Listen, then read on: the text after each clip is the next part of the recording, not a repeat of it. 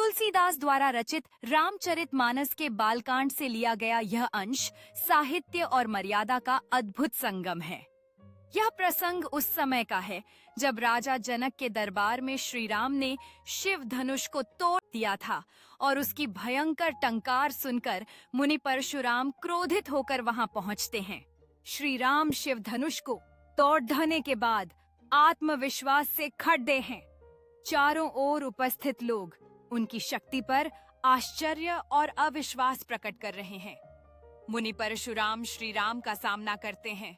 उनकी आंखों में क्रोध का आग है और वे अपनी कुल्हाड़ी उठाए हुए हैं, तैयार हैं उस युवा राजकुमार को चुनौती देने के लिए जिसने उन्हें चुनौती दी है। धनुष टूटने की बात जानकर परशुराम अत्यंत क्रोधित हो जाते हैं और अपराधी को सामने आने की चुनौती देते हैं।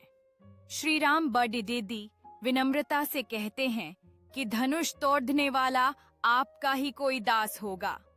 राम की यह कोमलता परशुराम के क्रोध को शांत करने के बजाय और भड़का देती है, क्योंकि उनका मानना था कि शिव का धनुष तोड़ने वाला सेवक नहीं शत्रु होता है।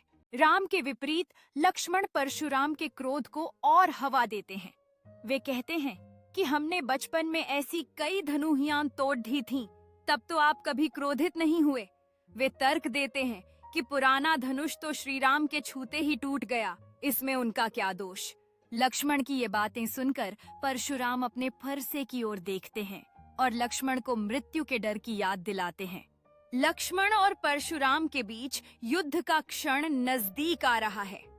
लक्ष्मण ने अपने धनुष को खींच रखा है, जबकि परशुराम अपने फरसे को ऊपर उठाकर प्रहार करने के लिए तैयार हैं।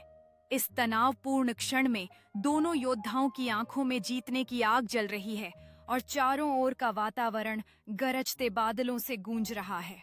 परशुराम अपनी वीरता का बखान करते हुए कहते हैं कि उन्होंने कई बार इस पृथ्वी को क्षत्रियों से विहीन कर दिया है। लक्ष्मण मुस्कुराते हुए उन्हें महाभट महान योद्धा कहते हैं और व्यंग्य करते हैं कि आप तो फूंक मारकर पहाड़ उड़ाना चाहते हैं। वे कहते हैं कि हम कोई कुम्हड़बतिया छुई मुई नहीं हैं जो आपकी तर्जनी उंगली देखकर मुरझा जाएं। जब परशुराम का क्रोध अपनी चरम सीमा पर पहुंच जाता है, जब वे लक्ष्मण का वध करने पर उतारू हो जाते हैं, तब विश्वामित्र बीच बचाव करते हैं। वे परशुराम से कहते हैं कि साधु जन बच्चों के गुण दोष पर ध्यान नहीं देते। अंत में जब परशुराम के क्रोध की अग्नि लक्ष्मण के वचनों रूपी घी से भड़क उठती है, तब श्री राम शीतल जल के समान मधुर और शांत वचन बोलकर परशुराम के क्रोध को शांत करते हैं। जब श्री राम परशुराम को अपने मधुर वचनों से शांति प्रदान करते हैं, तब वातावरण में एक अद्भुत संतुलन स्थापित होता है। विश्वामित्र की आंखों में संतोष और गर्व की झलक होती है, जैसे वह जानते हों कि आज अज्ञात पराकाष्ठा का अनुभव हो रहा है।